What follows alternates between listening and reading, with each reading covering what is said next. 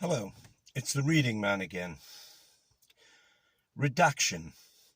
It's an interesting word which came to prominence when the system of freedom of information requests was originated. FOIs were alleged to provide transparency for the general public, particularly in the dealings of national government. It was, in fact, a censorship tool under the guise of transparency, designed to hide moral, ethical and actual crimes undertaken by ministers of the Crown and their minions.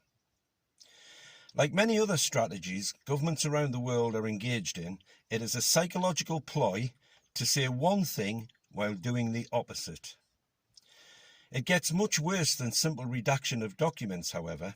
Some time ago, I implemented an FOI to Boris Johnson requiring the recording or transcript of a telephone call he engaged in with Bill and Melinda Gates in respect of the recent so-called medical crisis. I received a letter back from the Cabinet Office informing me that no recording or transcript of that call was made. The Prime Minister of the United Kingdom was engaged in a telephone call with a private individual discussing crucial points regarding the welfare of the citizens of his country, and no record exists? Yet another premeditated tactic to ensure transparency would not be forthcoming to us as citizens. Another FOI was requested by me from the Department of Health and Social Care, asking for all communications between Matt Hancock, Patrick Vallance and Chris Whitty, amongst others, at the time of and concerning the alleged medical situation. The first response was a refusal to comply as the scope of the request was too broad and would need reducing in terms of individuals concerned. This was subsequently done.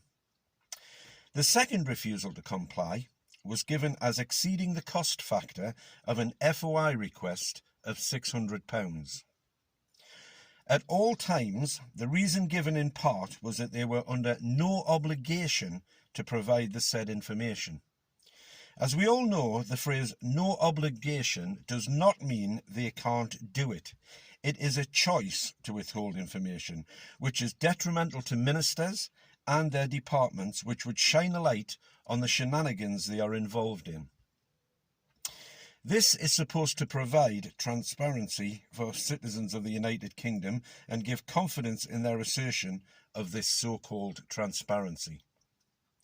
We all know, or should know, these are protective strategies to firewall politicians who've, by their actions, proven to be fraudulent, unethical, irresponsible and criminal. Isn't it time there was true transparency?